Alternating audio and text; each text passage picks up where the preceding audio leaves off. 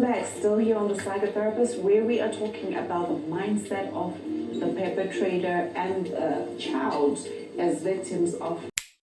So we were just talking about, who could be a potential.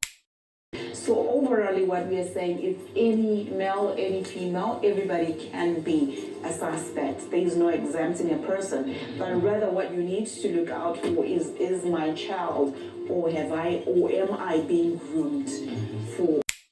The reason why I said, or am I being groomed, is for those growing children. It's the one who's getting into puberty, and the uncle is now grooming you. Because look, children are 0, as early as 1 day, 2 days, all the way to when they are no longer children. The risk is there. But we also want to look at when someone is grooming a child with sweets. So that's what we want to look at. How do people groom people? For example, I can say they start offering you little things, but at the same time suggesting things that are very uncomfortable and bringing up conversations and topics or touching you in appropriate ways. I think we see that a lot. I'm a hugger naturally by life, and usually it's all about asking for consent. And sometimes even a child will just reach out for a hug, which is not a big problem. But what predators do in that instance is grabbing in for a hug is an opportunity for them to start feeling on your body. And usually it comes off as something genuine. Some kids, if you notice, they will react. But with other kids, it'll feel good. And once that predator realizes that they have that comfort space, it starts with the hugging, then it starts with the appropriate touching, then it comes with these little questions that are so inappropriate, like, do you like this? Do you like when uncle touches you? Do you know something simple as having a child sitting on your lap? Oh, there you go. Great idea. It's very difficult nowadays. It is. Okay, like I said before, that on the daily basis, I deal with the youth. So I've got a certain story that I would like to share. Okay, there's a girl that came to me and she said, my bankuru is abusing me, right? And I asked her, how did it start?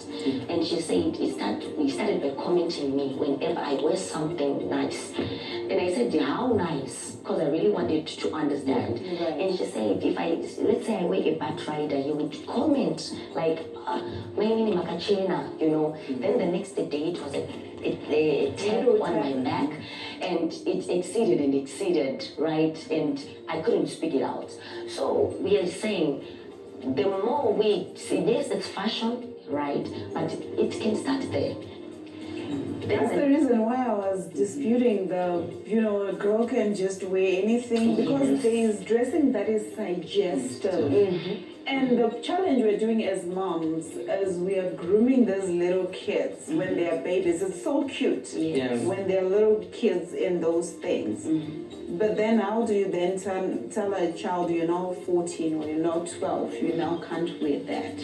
To protect our children from bad people, we need to be very careful about how we present our children and groom them to dress. Yes, and especially when dressing nowadays, it's something that is taking more impact. Men can just see and like it act. I can see as a woman, but maybe I might not like it, I might not act. So the challenge that we have is we need to be very mindful as parents how we groom our little girls to dress. It's so cute to us, they look so adorable. But adorable to us as moms is attractive to a pedophile. It's attractive to a person with a mind that is seeing the child's shape. And already they are seeing something that they should never be seeing. So we don't want to expose our little girls like that. Neither do we want to expose our little boys to that extent.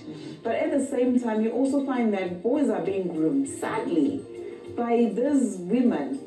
It's like we said, it's the maid, starts giving you nice pieces of meat, nice starts doing this for you. It's the sister-in-law who starts grooming the little bamini who's in high school, in primary, and starts calling this one husband and going overboard with it. Or if I had a say, I would actually say maybe just as well abolish the whole my husband thing to little kids, because there are people who are taking serious advantage of that. Yes, you're right on that.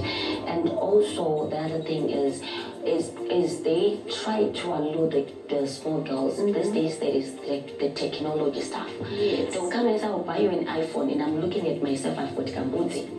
And the next thing is, I need that iPhone. So I'm going to do whatever that is going I'm going to allow whatever that is going to do For an iPhone, for what I'm not getting at home, for what I'm not being given at home. We might want to just ignore this, but this kid needs attention. The problem that I have, I want to come back to schools. I don't want to say any particular school. You are in uni. You know, when a child goes to school, parents, I really beg you, okay, the whole iPhone thing, that's an extreme thing. But then a child needs money for assignments, printing assignments. When you don't provide for that, basic accommodation, make sure your child has got decent basic accommodation and decent food, the food that you can cook, decent meals. I'll always say this, as parents, if you do not teach your child what they need to know, they're going to learn it from somewhere out there. Parents, if you do not cater to your children, there is someone out there who's willing to take that role. But the difference is, as parents, you're there to nurture and let the child grow in structure of what is right versus from what's wrong. But with the perpetrator out there, be it a man or a woman, they have their intentions. Agenda. And their agendas. And if you look at it at the end of the day, it's usually those with money that have the sense of power, where they can do whatever they want to do. Or lecturers.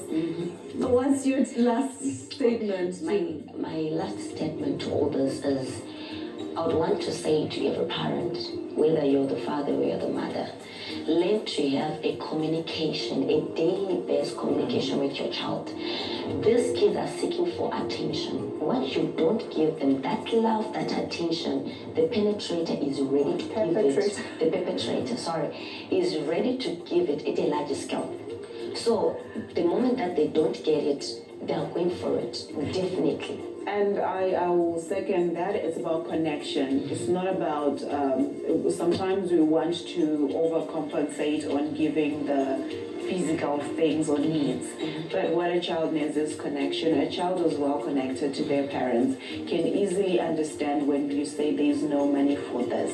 Why? Because there's that bond, there's that connection. Whether or not you're living together, you need to be connected to your children. Whether or not one parent has went a war and gone and done whatever they've done, please try not to alienate the other parent. Children need fathers as much as they need mothers.